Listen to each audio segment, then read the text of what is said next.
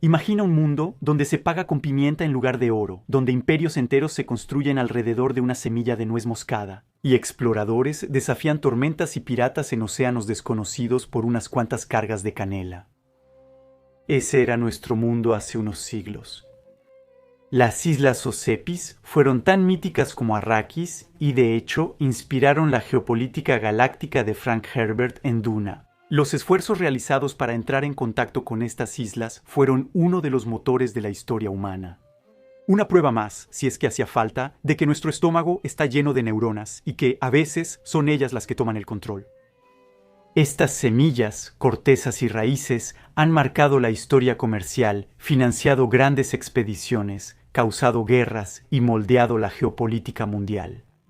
Desde entonces, caravanas y galeones españoles con chiles del Nuevo Mundo muestran cómo cada especia narra una conquista, descubrimiento o intercambio cultural. Hoy en día, cuando espolvoreamos automáticamente pimienta negra sobre nuestros platillos, estamos manipulando lo que los romanos llamaban el oro negro. Al añadir una pizca de canela, sostenemos la corteza que motivó a los portugueses a rodear África. Pero la historia de las especias también es la de una revolución en el gusto. Porque si Oriente nos dio la pimienta, la canela, la nuez moscada y el clavo de olor, fue América la que revolucionó nuestra concepción, incluso de lo que consideramos como picante. El chile, hallado por Cristóbal Colón en 1492, conquistó tanto nuestro gusto que transformó el significado de especia. Actualmente, al decir que un platillo está picante, pensamos en esa sensación que nos hace sudar o llorar de placer, no en los aromáticos dulces de Oriente. En fin, como ya se habrán dado cuenta, hoy nos embarcamos juntos en la ruta de las especias para descubrir cómo estos pequeños tesoros vegetales dejaron su tierra natal para conquistar el mundo entero, cambiando la geografía económica, la cocina y hasta el vocabulario de la humanidad. Desde los mercados de Malaca, Estambul y las cocinas de Pekín, seguiremos la huella de estos conquistadores que transformaron el sabor mundial. ¿De qué estamos hablando exactamente? Cuando hablamos de especias, podríamos resumirlo diciendo que son alimentos que no alimentan, pero permiten que todo lo demás sepa mejor. Aunque hoy pensamos diferente, las especias históricas no pican, sino que perfuman, calientan, conservan, curan y narran historias de su viaje desde su lugar de origen hasta nuestras mesas. Tomemos la especia más vendida desde la antigüedad, la pimienta. Negro, blanco, verde, amarillo, rojo o gris, todos provienen de la misma planta, Piper nigrum. Como los pimientos, el color de la pimienta depende de su madurez al cosecharse. También están sus primos, como la pimienta larga o de Java, que provienen de la familia Piper, pero de especies distintas. Otros han intentado apropiarse del nombre, como la pimienta de Sichuan, de Jamaica, de Selim o de Guinea. Provienen de otras familias botánicas. Su sabor es distinto, pero comparten el mismo nombre, porque llamarse pimienta vende.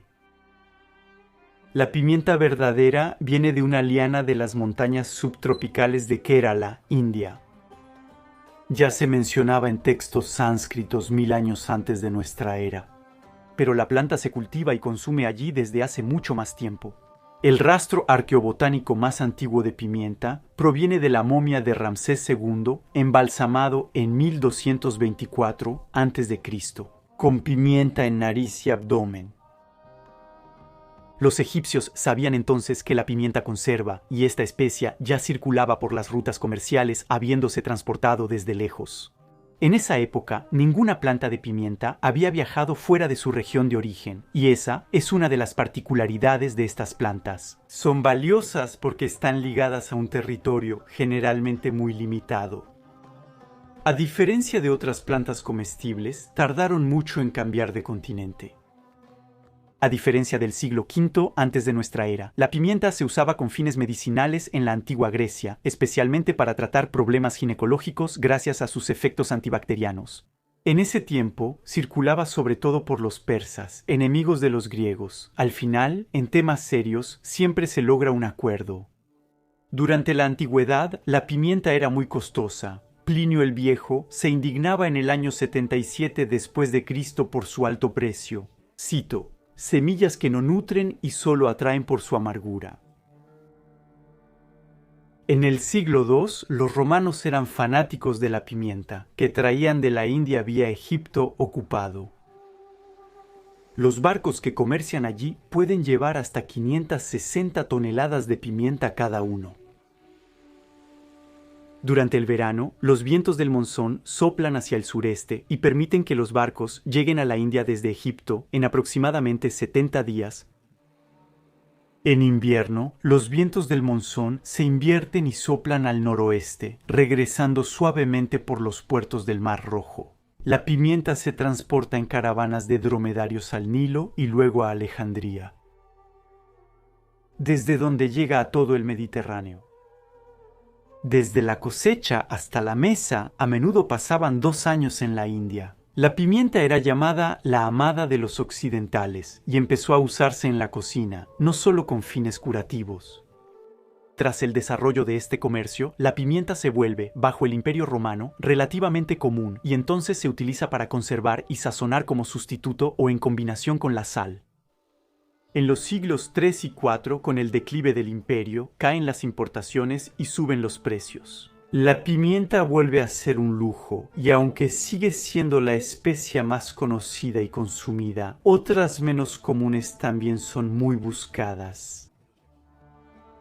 Como la canela, que al igual que la pimienta, era usada por embalsamadores egipcios e importada temprano de Oriente por sus supuestas o reales virtudes medicinales.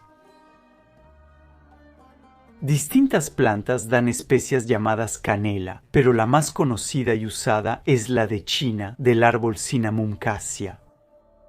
Es reconocida y valorada en China, India y el mundo árabe desde la antigüedad hasta la época medieval. La variedad de canela que obsesiona a las cortes europeas en la antigüedad es la que solo crece exclusivamente en la isla de Ceilán. Proviene de una fina capa interna de la madera de Cinnamon verum. Sí, al comer canela, ingerimos madera, siendo de las pocas cortezas que consumen los humanos. Otra de sus especias emblemáticas es la nuez moscada y su valioso acompañante, el maqui.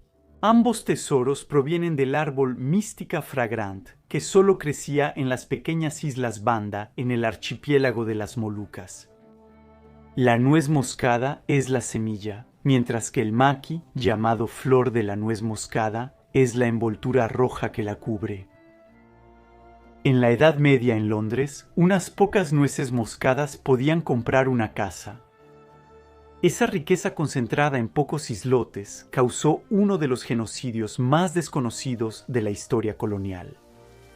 En 1621, los holandeses masacraron a toda la población de las Islas Banda para asegurar el control de las especias. Los clavos de olor son botones florales secos del Syzygium aromaticum. Todo está en el nombre, que solo crecía en el archipiélago de las Molucas, en las islas de especias Ternate y Tidore. La referencia más antigua al uso de clavos de olor es de la dinastía Han, siglo II a.C., donde los nobles los masticaban para buen aliento. En Europa, el emperador Constantino, fundador de Constantinopla en el siglo IV, ofreció estos productos a los papas, considerándolos artículos de lujo. En las montañas de Kerala, al sur, donde se producía pimienta, también crecía cardamomo. Estas cápsulas de Ellataria cardamomum, con semillas negras muy perfumadas, fueron la especia más usada en la cocina romana antes de caer en el olvido en la Europa medieval. No se equivoquen, en la antigüedad y Edad Media el placer gustativo no era central en el atractivo. Las especias se buscan sobre todo por sus propiedades medicinales. Antes de los medicamentos, la alimentación era el primer remedio, así que la cocina especiada era como medicina para ricos. En el siglo XII, Hildegarda de Bingen, destacada en la medicina medieval, valoraba el rizoma de Alpinia galanga, pariente del jengibre. Un remedio universal recetado para todos los males y grandes señores consultados. Aún hoy en día, el rizoma de cúrcuma longa, también primo del jengibre y que nos ha dado la curcumina, sigue siendo estudiado por la industria farmacéutica para crear nuevos remedios contra el cáncer, por ejemplo. Pero no me hagan decir lo que no he dicho. Agregar curcumina a un platillo no sustituye la quimioterapia en pacientes con cáncer. Pero como muchas plantas, estos tesoros botánicos albergan principios activos, que son la base de una gran cantidad de medicamentos, y ese es un punto muy importante para entender su atractivo. No gastamos igual por gusto que por necesidad. Todas las especias mencionadas comparten una característica fascinante que explica su destino extraordinario. Provienen de zonas geográficas muy limitadas, como islas pequeñas o valles montañosos específicos, y se conservan muy bien. Esto les permite viajar por años sin dañarse. De tal manera que quienes las consumían, a veces a miles de kilómetros de su lugar de origen, tenían grandes dificultades para rastrear su fuente geográfica, la cual estaba rodeada de leyendas fantásticas. Tomen la canela, por ejemplo, para proteger su monopolio. A los comerciantes egipcios les gustaba contar a quien quisiera escuchar que las plantaciones eran el terreno de juego de míticos y peligrosos pájaros gigantes que usaban los palos para construir sus nidos en la cima de acantilados inaccesibles. Y ese misterio que rodeaba a la canela perduró durante siglos hasta que los portugueses finalmente descubrieron los verdaderos árboles de canela. La producción de estas especias estuvo inicialmente muy localizada. Significa que, si controlas esas regiones, tienes el control total de todo lo que puede circular y, por lo tanto, de los precios. Eso es un monopolio y un tesoro muy valioso. En gran medida, la oportunidad de crear monopolios impulsará a españoles y portugueses a dar la vuelta al mundo para controlar zonas de producción de especias. En esta galería de retratos hay un invitado, el jengibre, que merece un lugar muy especial, porque su existencia causó una de las epopeyas marítimas más extraordinarias de la humanidad.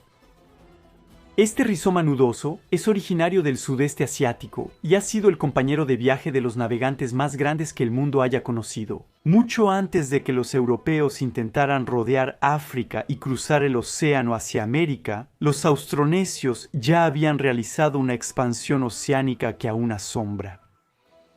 Los austronesios partieron de Taiwán alrededor del 3000 a.C. y con piraguas con balancín se dispersaron por todo el Pacífico de isla en isla. Llevaban sus plantas alimenticias, taro, ñame, plátano, coco y jengibre, que introdujeron en Filipinas, Indonesia, Malasia y Polinesia. Antes de plantar en Madagascar, que colonizan en el siglo V de nuestra era. Al este, al otro lado del Pacífico, estos pueblos marinos probablemente llegaron a América antes que los europeos, como lo demuestra la antigua presencia de la batata en el archipiélago polinesio, planta que originalmente solo existía en América.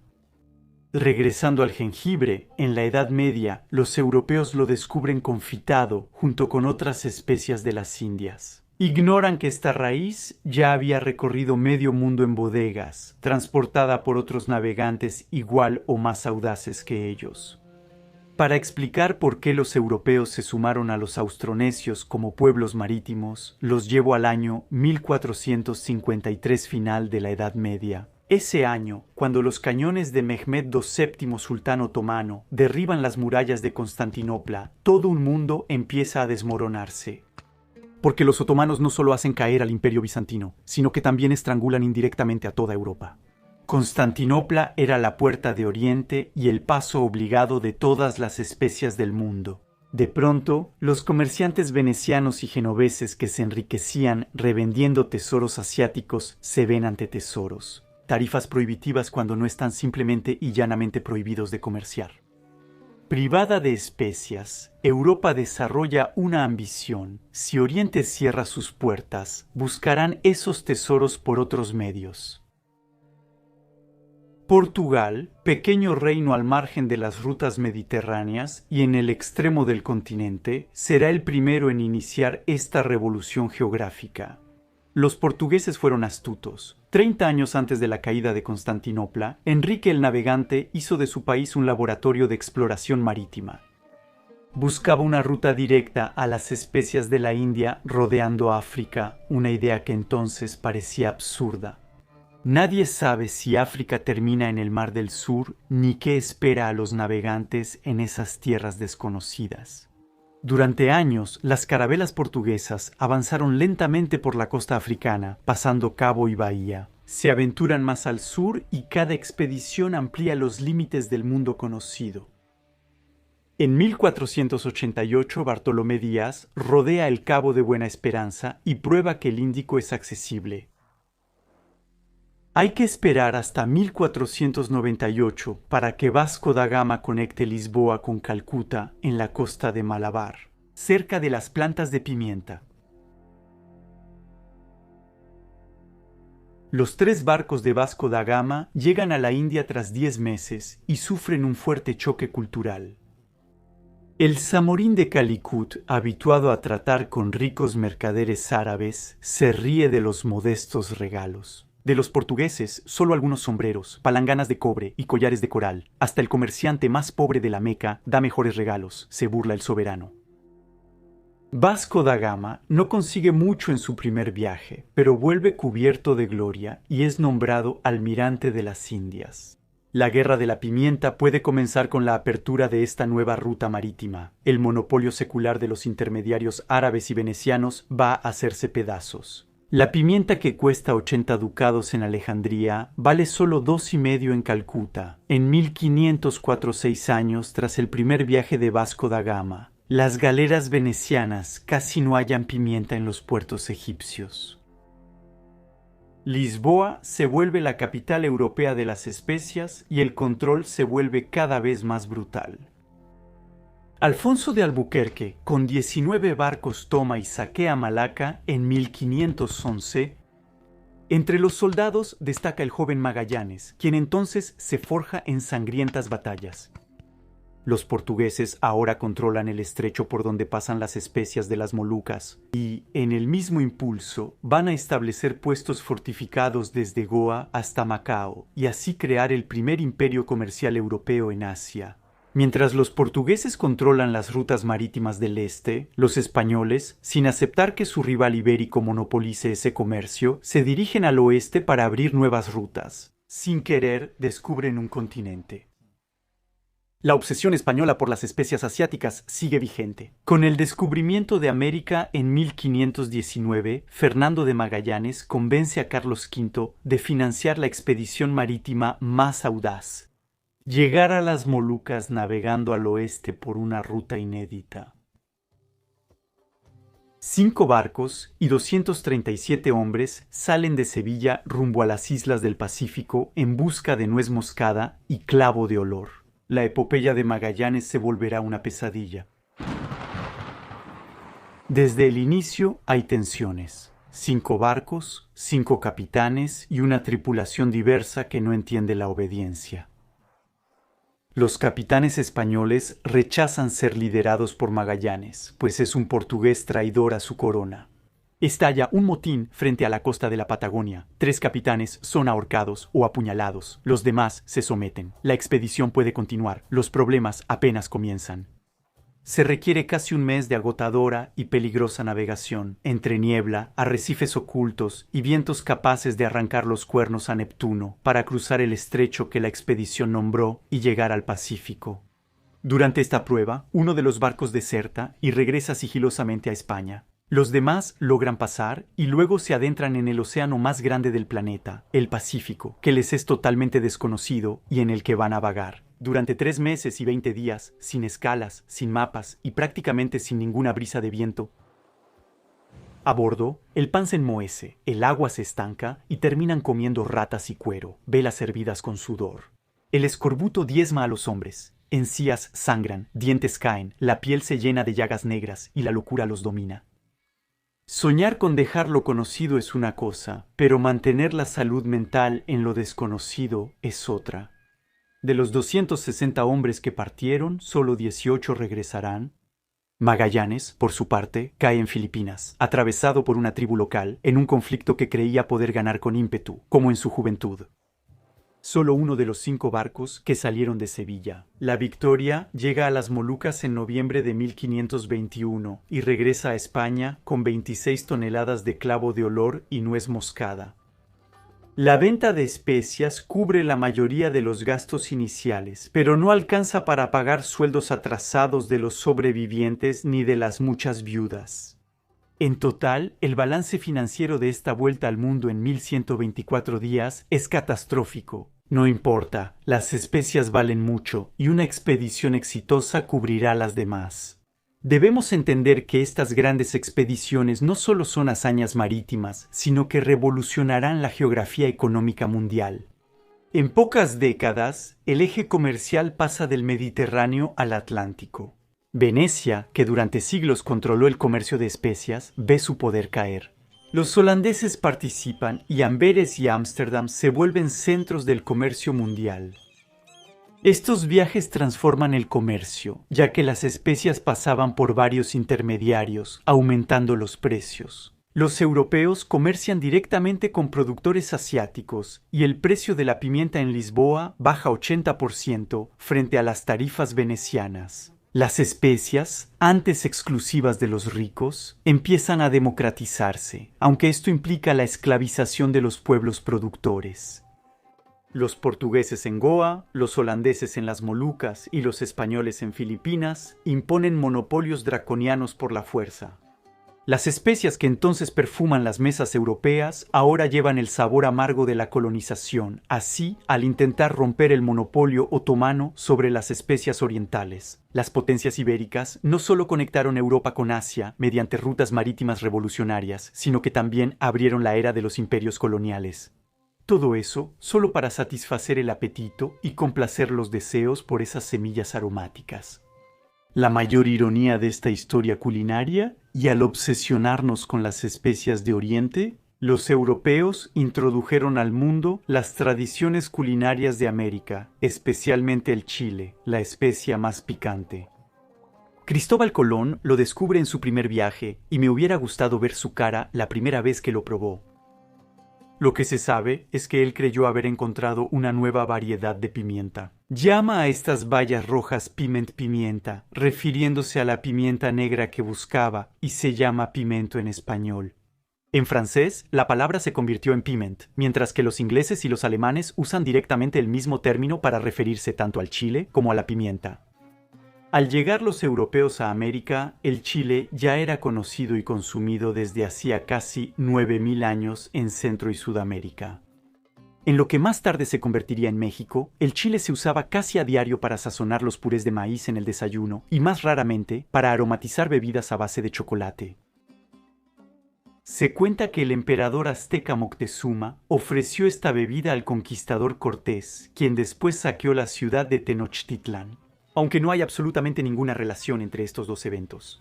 Actualmente, el famoso mole negro mexicano une el sabor del chile y el cacao en el centro de la magia de los chiles. La capsaicina es un alcaloide producido solo por esta familia de plantas y se encuentra sobre todo en las membranas internas del chile, no en las semillas. Cuando mordemos un chile, la capsaicina se aloja en receptores TRPV1 por si quieres presumir en una fiesta. Está en la piel y principalmente en las mucosas.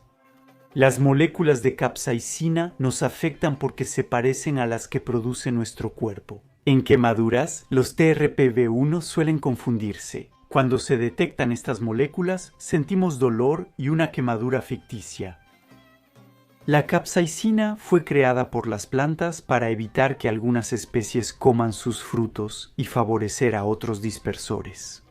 El mayor problema para los chiles silvestres es que los mamíferos que los comen trituran sus semillas y disminuyen mucho su propagación. Gracias a este hallazgo bioquímico, los chiles alejan a los mamíferos, pero siguen siendo deliciosos para las aves. No tienen molares ni receptores TRPV1. Pueden comer muchos chiles sin sentir ardor y luego dispersar sus semillas. Y lo curioso es que la atracción por esa sensación de ardor ficticio ha hecho de un mamífero un masoquista. Los humanos somos la especie que más ha difundido las plantas de chile en el mundo en los últimos siglos. La pregunta lógica que podemos hacernos es por qué a tantos de nosotros nos gusta tanto cuando objetivamente en realidad duele. Bueno, según algunos psicólogos, el placer que sentimos al comer estas bombas de sabor es similar al que experimentamos en una montaña rusa. La alegría de que la mente domine al cuerpo. Aunque tu boca grita que es mala idea, tu mente sabe que no hay peligro. Así puedes disfrutar la oleada de endorfinas que tu cerebro envía para evitarte el sufrimiento de una muerte esperada. La línea entre dolor y alivio es a veces muy delgada en el sufrimiento. Los aztecas usaban chile en los ojos o mucosas de quienes iban a torturar o sacrificar. Y en las bombas de gas pimienta que hoy utiliza la policía, encontramos capsaicina concentrada, que se extrae de la pimienta de cayena, es decir, de un chile. Pero, al contrario, las moléculas de capsaicina y sus derivados también se utilizan en la medicina para estimular el metabolismo y la liberación de endorfinas, o en cremas que alivian dolores articulares y musculares. Todos los chiles provienen de varias especies silvestres que, una vez domesticadas, dieron lugar a una cantidad absolutamente espectacular de variedades. Actualmente existen unas 30 especies de chiles y 50.000 variedades. La primera especie seleccionada por humanos fue Capsicum annum, de la cual derivan las estrellas del mundo. El chile picante, el jalapeño, el poblano, el dulce pimiento de nuestras ratatouilles usado en el pimentón, o incluso el famoso chile de cayena y hasta nuestro chile de espeleta. Hay tantas variedades de chiles que sería imposible y aburrido mencionarlas todas. Lo que hay que recordar aquí es que sus formas pueden ser muy variadas. Algunos han tenido éxito mundial, como el pequeño chile rojo responsable del famoso Tabasco. Otros siguen casi exclusivamente limitados a su región específica, como los descendientes de Capsicum bacatum y Capsicum pubescens, que reinan en los Altos Andes, donde el chile amarillo dorado, ají amarillo y rocoto, de pulpa gruesa, encienden las cocinas locales. Lo que es muy particular con el chile es que, a diferencia de las especias orientales que tardaron siglos en conquistar Europa y salieron muy tarde de su zona de producción original, ellos conquistaron casi todo el mundo en menos de un siglo. Esta rápida expansión fue posible gracias a las redes comerciales creadas por portugueses y españoles. Desde el siglo XVI, cuando Colón y luego Cortés llevan el chile a la península ibérica, rápidamente se cultiva y luego entra lentamente a Francia en el siglo XVI-I, luego llega a Italia, donde comerciantes venecianos lo presentan a los otomanos. El Gran Turco y sus súbditos lo aprecian enseguida. Luego se difunde por sus territorios, de los Balcanes al Magreb, originando los pimentones húngaros y la harissa norteafricana. Los portugueses lideran la conquista global del chile desde su puesto en Brasil. Lo importan y lo aclimatan en Madeira, luego en el Golfo de Guinea y en Mozambique, gracias a ellos. Desde 1505, es decir, apenas 13 años después de la primera expedición de Colón, el chile ya está presente en Goa y en Calicut, en la India. La rápida adopción se debe a que esta planta anual es fácil de cultivar, resiste bien el transporte en barco y es muy barata, a diferencia de la pimienta negra. En 1560, el chile era tan común en el subcontinente indio que en Europa lo llamaban pimienta de Calicut o de la India. Desde la India, el chile sigue la ruta de la seda hacia Samarcanda y el este de China llega al Imperio Otomano por el oeste y a las islas del sudeste asiático por mar. En Sichuan, China, famosa por su pimienta que adormece la lengua, adoptan rápidamente el chile rojo. Así surge la cocina distintiva del mala, que significa adormecida y picante, donde el chile americano se mezcla con la pimienta local. El mapo tofu, emblemático platillo de tofu sedoso en salsa roja, no existiría sin los chiles importados. De igual manera, la fondue sichuanesa, ese caldo rojo como la lava donde hierven verduras y carne, debe su color y su potencia al capsicum mexicano. Al sur, en Tailandia, el chile es pilar de su cocina. El som tam, ensalada de papaya verde que hace llorar a los no iniciados, mezcla chile ojo de pájaro, jugo de limón y salsa de pescado. El curry rojo tailandés, que estimula el gusto, mezcla muchas variedades de chiles. Y es sorprendente pensar que esta cocina auténticamente tailandesa simplemente no existía antes de la llegada de los españoles y los portugueses. Pero de todas las revoluciones culinarias iniciadas por la llegada de estas pequeñas bayas, la que ocurrió en la India es seguramente la más espectacular. El subcontinente, que ya le daba pimienta al mundo entero, integró de manera tan natural el chile en sus tradiciones alimenticias, que cuesta creer que hubo un tiempo en que no formaba parte de ellas. El vindaloo de Goa, platillo indo-portugués de cerdo marinado en chile rojo y vinagre, ejemplifica esta fusión. Actualmente, India es la tierra que Cristóbal Colón buscaba por su pimienta. Es el principal productor de chile mundial, con cerca del 40% de la producción global, pero quizá fue en África donde la revolución del chile fue más profunda. Los comerciantes portugueses, que navegan por África desde el siglo XV, pronto introducen los capsicums americanos, ideales para el clima tropical africano. En Etiopía, manejar el chile se convierte en un arte culinario por derecho propio con la creación del berberé, una mezcla de especias dominada por los chiles rojos secos que tiñen de rojo sangre. En esta región, la sinjera, tortas esponjosas, acompañan y suavizan los platos picantes. El dorowat, guiso de pollo cocinado por horas en una pasta picante, es el platillo nacional. De un país que no conocía el chile antes de los portugueses, en África Occidental, el chile también es un elemento identitario. En Costa de Marfil se crea el quejenu, una salsa de chile, jengibre, ajo y tomate para pollo o pescado. En Burkina Faso, en Benín, en Togo y en Guinea aparece la receta del riz wolof, que picante se prepara al estilo de un risotto, y hoy en día se ha convertido en un platillo clasificado como Patrimonio Inmaterial de la Humanidad por la UNESCO. Sorprendentemente, fue Europa quien descubrió el chile e inició su viaje por los 4 rincones del mundo, siendo también el continente que menos lo ha adoptado. A los españoles les gusta el pimentón dulce en la paella y embutidos, pero aún evitan el chile verdadero. Aunque Hungría hizo del pimentón su especia nacional, ahí también predominó la versión dulce. Y después de siglos de problemas políticos, entre imperios y tragedias coloniales por el control de las especias, la cocina del viejo continente es una de las menos ricas en especias del mundo, y sigue en gran parte al margen de esa revolución culinaria que provocó indirectamente. Paradoja del deseo. Buscamos lo que nos falta y olvidamos lo que tanto costó obtener.